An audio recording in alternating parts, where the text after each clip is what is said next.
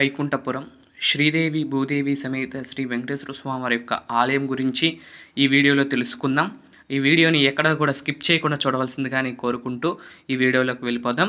ఈ ఆలయం వచ్చేసరికి తెనాలికి దగ్గరలో, అలాగే రేపల్లె తెనాలి ఆ మధ్యలో ఈ యొక్క ఆలయం అయితే ఉంటుంది. అంటే తెనాలికి దగ్గరగానే ఉంటుంది.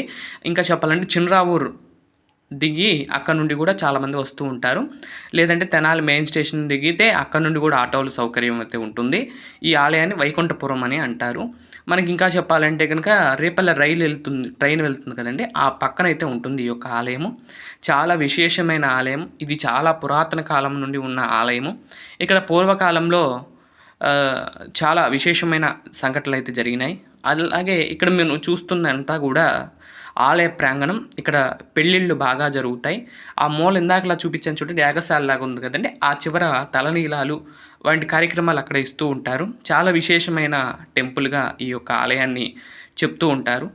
ఇక్కడ పెళ్ళిళ్ళు బాగా చేసుకుంటారు. కళ్యాణాలు కానీ ఇక్కడ కానీ మొత్తం ఎప్పుడు కూడా నిత్య కళ్యాణం పచ్చతోరణం లాగా ఉంటుంది ఈ యొక్క ఆలయము. అలాగే స్వామివారికి కూడా నిత్య కళ్యాణం అయితే చేస్తూ ఉంటారు. ఈ ఆలయం పూర్వం కాలంలో ఒక భక్తుడు సంకల్పం చేత స్వామివారి యొక్క ఆలయం అయితే నిర్మాణం అయితే అయ్యింది. పూర్వకాలంలో ఇక్కడ ఒక చిన్న పుట్ట ఉండేది. ఆ పుట్ట దగ్గర నిత్య పూజలు అయితే చేస్తూ ఉండేవారు. తర్వాత ఒక శిల్పి చేత 3 విగ్రహాలు చెక్కించి తీసుకురావడం జరిగింది. కాకపోతే ఆ రోజుల్లో డబ్బులు లేక ఆయన ఏం చేశారంటే కనుక ఈ పుట్ట ఉన్న దగ్గరలోనే ఒక పాక వేసి ఆ పాకలో ఉంచి పూజా కార్యక్రమాలు అయితే చేస్తూ ఉన్నాడు. అంటే స్వామివారు పడుకున్న భంగ్యంలోనే దర్శనమిచ్చారు కొన్నాళ్ళు. అంటే అక్కడే పూజలు చేశారు. కొన్నాళ్ళ తర్వాత ఆ పుట్ట పెరుగుతూ పెరుగుతూ పెరుగుతూ ఆ విగ్రహాలు అనేవి నిలబడినాయండి. ఆ తర్వాత అందరి భక్తుల సౌకర్యంతో, అలాగే ఇక్కడికి వచ్చిన వారందరికీ కూడా సత్సంతానం అవుతుంది, అలాగే అనుకున్న కోరికలన్నీ తీరుతున్నాయి కాబట్టి ఆ తర్వాత ఏం చేశారు, వాళ్ళందరూ పోలుకుని అప్పట్లో కొన్ని డబ్బులు కలెక్ట్ చేసుకుని ఈ ఆలయాన్ని అయితే ప్రారంభించడం జరిగిందండి. అయితే ఆలయము అంతా కూడా నిర్మాణం అయిపోయింది. స్వామివారి గర్భాలయంలో పెట్టారు. ఈ విధంగా ప్రతిష్ఠా కార్యక్రమం అయితే అప్పటి నుండి కూడా ప్రారంభమైనాయి. అప్పటి నుండి కూడా నిరంతరము ఇప్పటి వరకు కూడా నిత్యారాధన అనేది జరుగుతూ ఉంటుంది. ముక్కోటి ఏకాదశికి అయితే వేలాది మంది భక్తులు వస్తారు. తిరుమల క్షేత్రం ఎంత భక్తులు ఉంటారో అందుకనే ఎక్కువ ఇక్కడ ఉంటారు. అలాగే ప్రతి శనివారం కూడా విశేషంగా జనం వస్తూ ఉంటారు స్వామివారి దర్శనాలకు. ఇక్కడ చూస్తుంది గర్భాలయంకి వెళ్ళే ద్వావ. దానికి ఎదురుగా నాగేంద్ర స్వామివారు ఉన్నారు. ఈ యొక్క నాగేంద్ర స్వామివారు పూర్వకాలం నుండి ఉన్నారు. ఫస్ట్ నుండి కూడా ఈ నాగేంద్ర స్వామివారు ఉన్నారు. ఆయనకి పూజలు చేస్తూ ఉంటారు. అక్కడ మనం చెవులు కుట్టించుకోవడం ఇవన్నీ కూడా చాలా విశేషంగా చేస్తారండి. అప్పటి నుండి కూడా మా ప్రాంతాల్లో మోపిదేవి తర్వాత ఈ యొక్క సుబ్రహ్మణ్య స్వామి క్షేత్రాల్లో ఆ మోపిదేవి తర్వాత ఇక్కడ పుట్ట దగ్గర కూడా ఈ కార్యక్రమాలు అయితే చేస్తూ ఉండేవాళ్ళు. ఇది ఆలయం ఉందండి. ఆంజనేయ స్వామి వారు, గరుడాల వారు ఎదురు ఈ విధంగా ఆలయం అయితే ఉంటుందండి. ఇది ప్రధాన ఎంట్రన్స్. లోపలికి వెళ్తే స్వామివారు చాలా బాగుంటారు. ఎత్తైన విగ్రహాలండి. శ్రీదేవి కూడా భూదేవి కూడా ఇద్దరు కూడా నుంచున్న భంగ్యంలో మనకి దర్శనం ఇస్తూ ఉంటారు. చాలా అద్భుతమైన ఆలయం. మా చిన్నప్పటి నుండి కూడా ఈ ఆలయానికి వస్తూ ఉండేవాళ్ళం. ఏదైనా తిరుమలలో ఏదైనా మొక్కున్నా అవన్నీ కూడా ఇక్కడ తీర్చుకుంటూ ఉంటారు. చాలామంది ఇక్కడే మొక్కుని ఇక్కడే తీర్చుకునే వాళ్ళు కూడా ఉన్నారు. అయితే ఈ ఆలయంలో పెళ్ళిళ్ళు మాత్రం చాలా అంగరంగ వైభవంగా జరుగుతూ ఉంటాయి.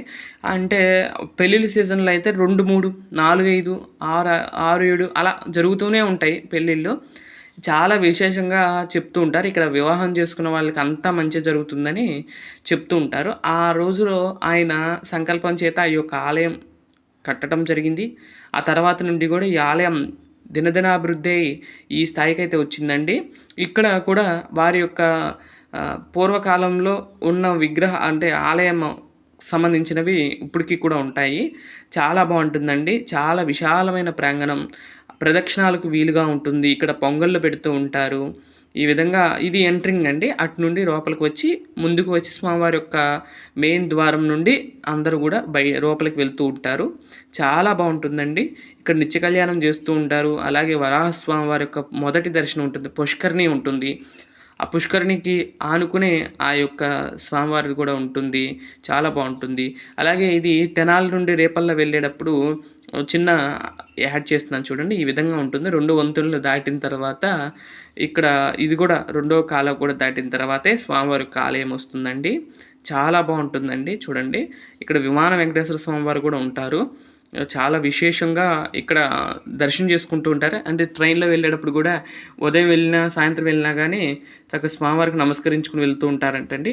వారి పనులన్నీ కూడా తొందరగా అయిపోతాయంటండి. స్వామివారు అంత పవర్‌ఫుల్ ఇక్కడ. స్వామివారు అప్పట్లో ఆలయం కట్టి ఇప్పటికి కూడా జరుగుతూ ఉంటది. ఇక్కడ నిత్య కళ్యాణం, అలాగే బ్రహ్మోత్సవాలు 2 సార్లు బ్రహ్మోత్సవాలు చేస్తారు.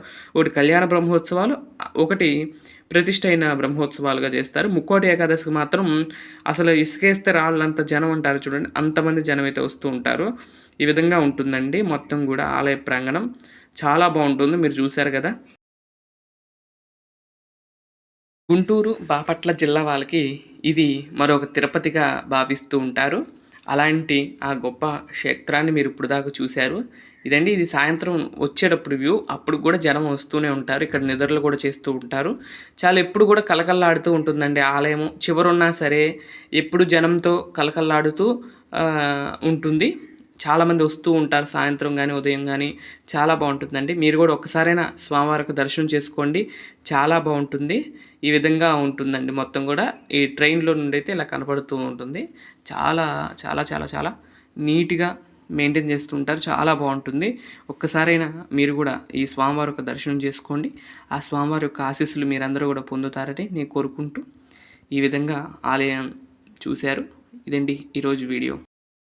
మరొక మంచి వీడియోతో రేపటి వీడియోలో కలుస్తాను. అంతవరకు సెలవు. నమస్కారం. ఓం నమో వెంకటేశాయ.